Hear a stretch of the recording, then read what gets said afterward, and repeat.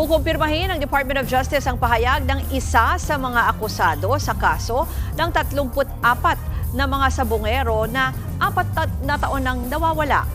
Inilantad ng isang alias Totoy na patay na umano ang mga nawawalang sabongero at inilibing sila sa Taal Lake. Ayon sa DOJ, kakailanganin ng technical divers para matingnan kung may mga labinga sa Taal. Pagtutugmain din ang mga pahayag ng whistleblower sa iba pang akusado. Sa kabila nito, kailangan ding i-verify ang mga pahayag ng akusado bago ito gamitin sa korte at maipasok sa Witness Protection Program.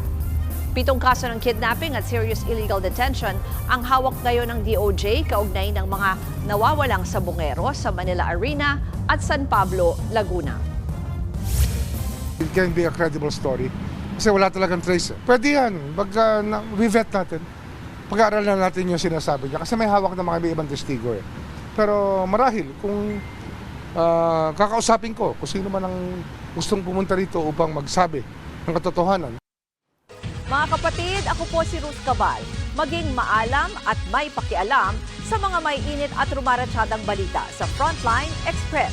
Para maging updated sa balitaan, mag-subscribe lang sa social media pages ng News 5.